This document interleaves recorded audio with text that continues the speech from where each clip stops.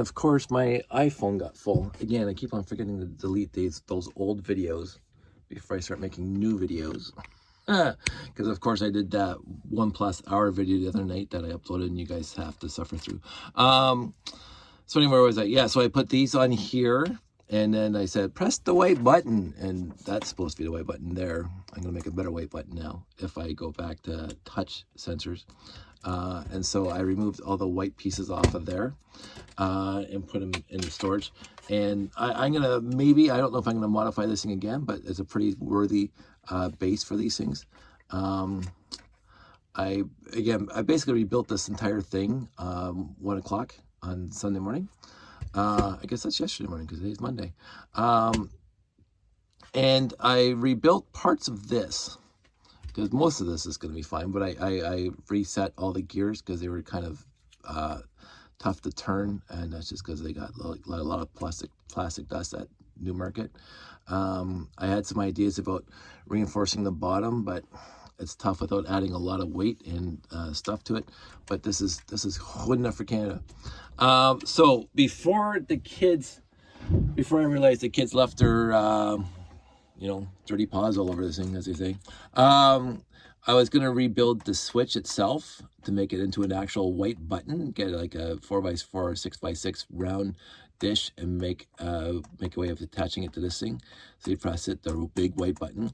But then when I got home, and I already had it all worked out what I was going to do that. But when I got home and I realized I was touching and you can still, some of it is still, you can still see some stickiness in there. Like seriously, I watched this thing. I'll have to watch that again because I can still see it glossy in there. It's just, they're kids. I'm not going to fault the kids. They are kids. And I don't expect the parents, because I had Josh and he was 4 and 5 and 6 years old, and I can't keep an eye on him like literally all the time. So he would eat something with like, cherry filling it and go touch walls, so I get it. so that is not an issue. I love the fact that kids do that. My thing is that now I have to build for that. And so I tried to take literally everything into consideration, mashing the buttons and the spinning the opposite direction when I didn't do anything, and come up with solutions for literally everything that I saw either at Newmarket or at the Mississauga Comic Con. But I didn't think about the actual physical touching of this until I got home and I touched the thing and I said, my hands are sticky now. so now, if this is going to be at shows, and again, if you're at a Lego convention, possibly not going to happen as much. But in the end, I'm going to take a page out of Jeff Lee's book, where he made the slot machine robot out of the NXT or the EV3, and basically you just wave your hand in front of something and then it spins, and then sometimes if you get like 3 jackpots, you get like a Pez or rockets or something like that. So I'm going to possibly do the same thing. It's probably not going to be as complex and wonderful as Jeff D's stuff over at Turlug. I'm probably just going to use a light sensor. And then it's going to have like these 3 pads out there, and you just wave your hand above the light sensor. And it's going to just constantly pull the light, hitting the light sensor, and go if the light changes drastically.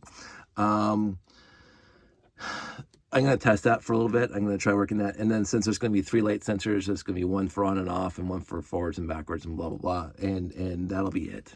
And they just have to wave their hand over it. I mean, they can put their hand right on it, but also that's going to be easier to clean because it's just going to be a flat surface. And keep clean with like Lysol wipes. And I can just put those out there. But that's a plan that I have right now today to do. Like you can see, I don't know if you can see it here, but it's like it's reflecting the light, which means that got really sticky. That kid had jam on his hands or something. So it's like, huh. So that's what's going on here. I mean, I could just replace this rubber tire with like a solid plastic tire, which is just easier to clean. I could not think of a tire that doesn't have nooks and crannies in it that I could use on there. I mean, I could just replace it with like a stick that goes back and forth, but I like the idea of spinning it like this. I like that, right? And I mean, I could take the rubber off, but then this thing has like deep grooves in it too, and it's like, now I don't want. I want it to be as easy to clean and easy to maintain as possible, and I'm thinking not touching in the first place would be better. And I'm gonna experiment with that with the light sensor and see what I can do with that. But in the end, these are just, I won't say cosmetic changes, but these are changes that I'm hoping to make things better. But in the end, this thing proved itself the entire day. I think it went over very well. People at the show told me it went over very well. I was very surprised. I was very surprised how well this went over. But overall, the entire show went over exceedingly well. Toro Lug did a great representation. We had a great show. There was a lot of great mocks there. Brickopoly, I hope that's not the last time we see it, but I think that was the last time we're going to see Brickopoly together. And that was always wonderful. But all the other mocks that were there were just wonderful to see. And the people that were there were just wonderful with the families and kids. And the cleanup, everybody put effort into that. The setup, everybody was there. We were all working as a team. I was so happy with that show at Mississauga Expo, Comic Expo. Toro Lug had a great representation. A wonderful time was had by all. I really loved it. It felt really good to be part of a well-knit show, like, because I'm going back, this is again probably, I won't say the last tangent, but the big tangent at the end that sometimes I go on. When we used to in RTL Toronto, not to talk about that company again, when we used to do the hobby show, which was basically the hobby show, I'm trying to remember, so we did our own shows. We would rent Lillian H. Smith basement or some other library basement or somewhere, and we would put on a robot competition. And we did like 12 of those that I remember. We also did at least 2 train shows just in the libraries, Train 1 and Train 2. And it wasn't until the hobby show that Alan Bedford was running, and he invited us along. So we did 14 of our own shows. And we went to Brickfest and blah, blah, blah. But I'm talking about RTL Toronto or like our local lug shows. Besides our dinners, our monthly dinners, which we're still doing. If you want to come out second Friday of every month at Swiss Chalet in Toronto, Etobicoke, Dundas, we're there. It's basically dinner with Dave and Sandy every second Friday of every month for the last 25 years. So look for, if you're remotely interested in coming up for dinner, lugnet.com and the news group of RTL Toronto. I post every month, or we're having dinner. But anyway, so but we did about 14 or 15 shows on our own. Actually, I think we started doing the hobby show and we weren't even done doing robot competitions yet. I can't remember. Anyway, so we did our own shows for a long time, but then Alan Bedford asked us if we wanted to do the hobby show with him. And we said absolutely, and we showed up and we did quite the spread. The first hobby show, and I think the first 2 hobby shows we did with Alan Bedford, and a lot of wonderful mocks showed up for those weekends, because those were 2 or 3 day shows. The hobby show I think ran from Friday to Sunday at the International Center. And I love those shows because you set up and you get to see it together for 3 days. It's not like a Lego convention where it's 4 days and you get to hang out with your Lego geeks, but this is the hobby show where you get, all 3 days strangers are walking past. And we were usually across the aisle from the Mechano guys or some other wonderful group that had their stuff set up on the other side. And we would talk and we'd have a great time with them. And I think at one of the hobby shows, well, actually, Alan Bedford stepped back and he says, "Dave, can you run the hobby show?" So I started running the hobby show, which was great. I enjoyed that. I don't know how many times we did the hobby show, but during that time, we were contacted by the Toy Train and Doll Show, or the Spring Train Show, or the Christmas Train Show, or the Christmas Toy Show, all run by Frank and Doug. They did 4 or 5 shows a year, and they started inviting us to those shows. And so I would say to all my friends, all my Lego displaying friends, that I'm going to ask for a 40-foot by 40-foot area, and they always showed up and they filled it in. It was fantastic. I love those kind of shows because it's not a convention. I love conventions too, by the way. I've been to a bunch of Brick Fets and now Bricks in the Six and Brick World Chicago once, although I probably will go back again, and Brick Fest years ago, one of those. And Sandy and I do plan on doing other Lego conventions in the future, but I've been to like a dozen brick conventions now.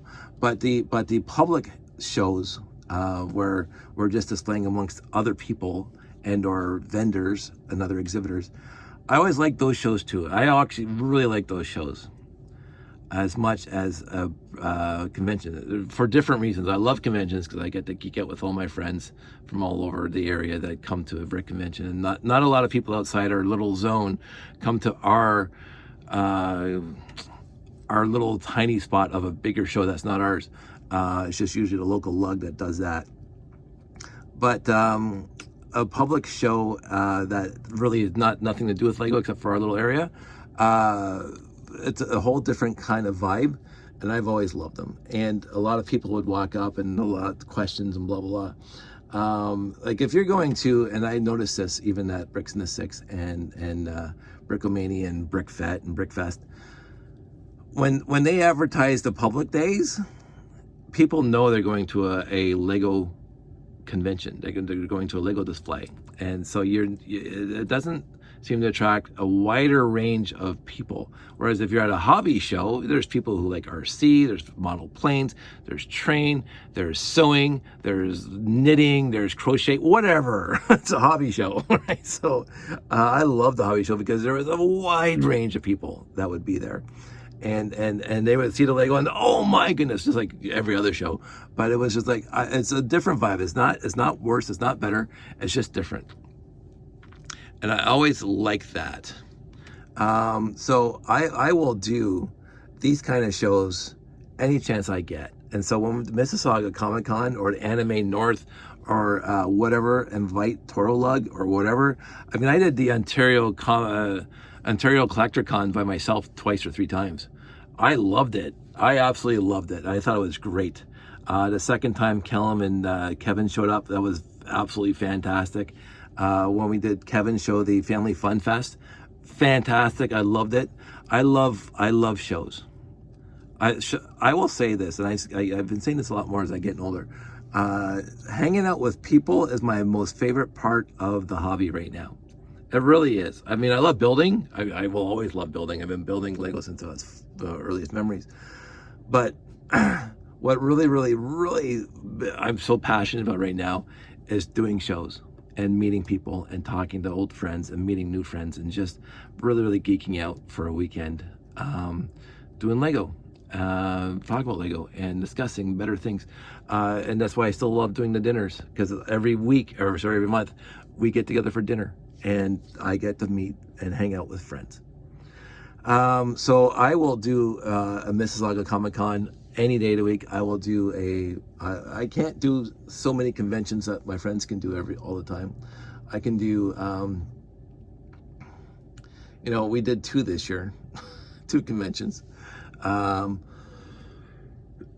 And some of my friends got to do a lot more than 2 conventions this year, and they got plans to do even more next year. And I really, really, I'm living vicariously through them because I can't, and it's not for external reasons, although that is part of it. It's more internal. It's just I don't have it within me to be able to do that many conventions a year. Now, we used to do 5 or 6 hobby show, Toy Train and L show, RTL Toronto shows, whatever. But they're all small little weekend things, and you're not like vastly preparing for them, and you get to sleep in your own bed. So overall,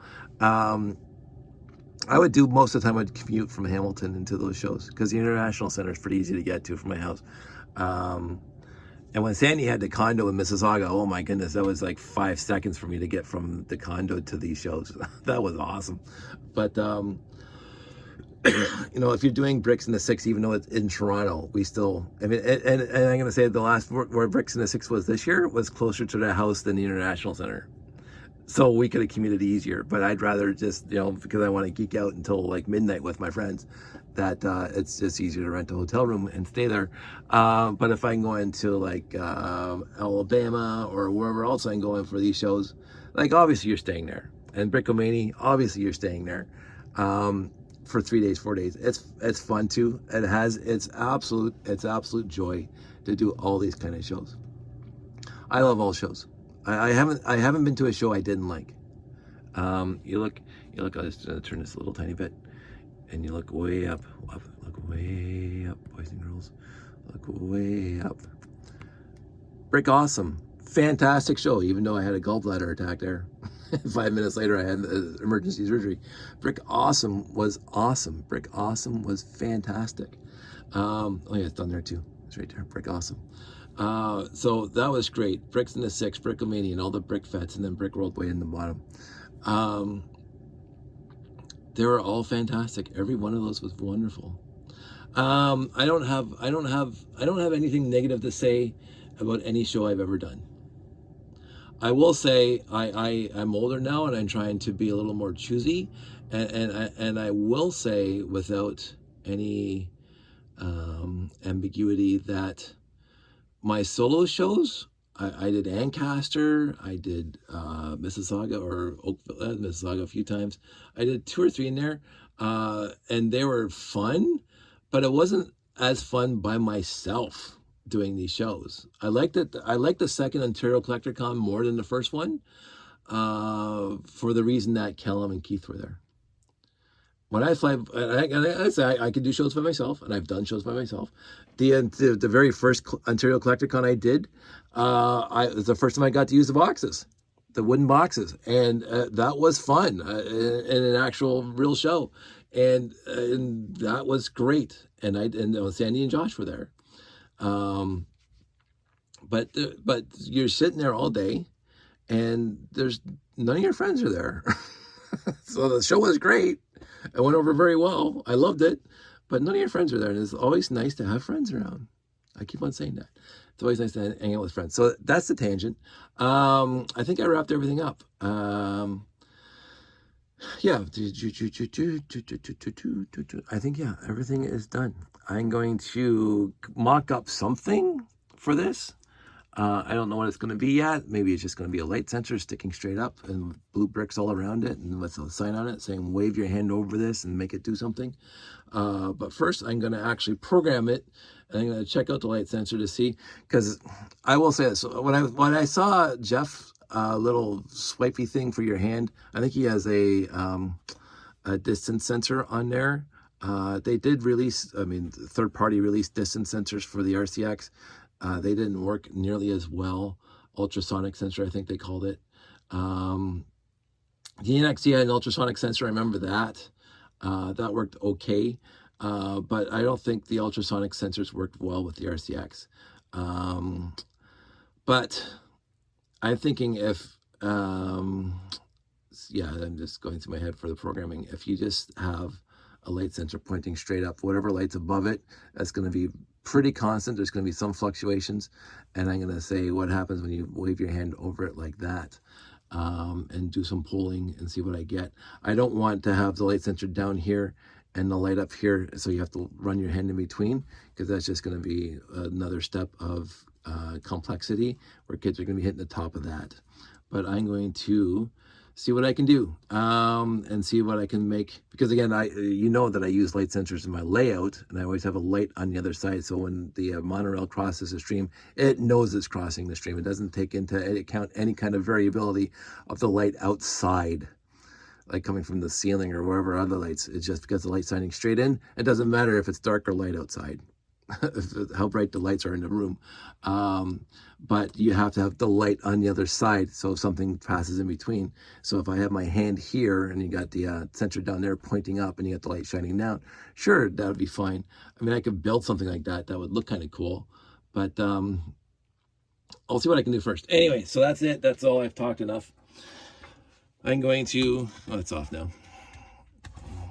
I'm going to beep, beep, and then hit the button. Come on, man. There we go. I love these 9-volt motors. They're my favorite motors.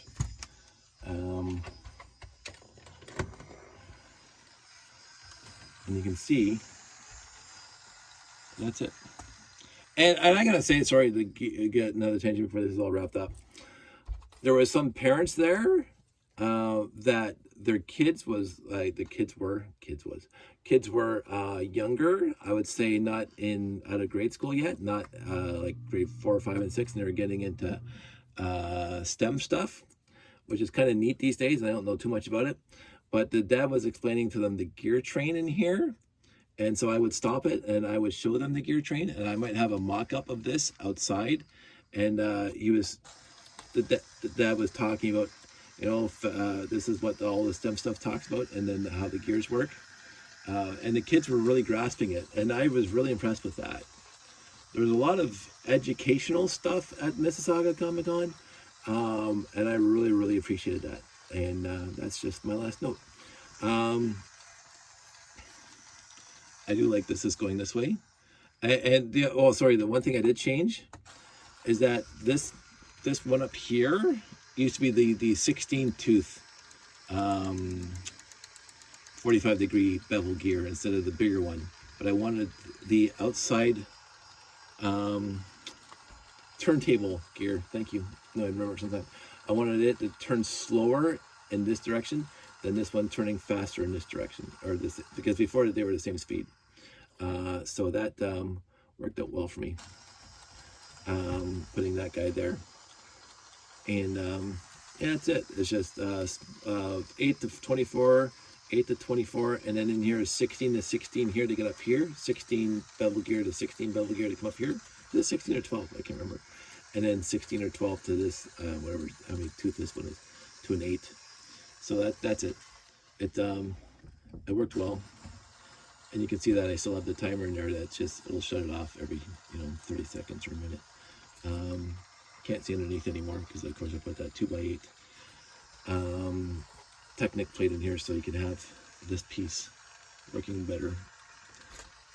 So this is pretty much foolproof. I'm happy with it. I mean, the next show will tell, because again, the longer something runs at a show, the more prone it is to break, and we'll see what the next piece that breaks is.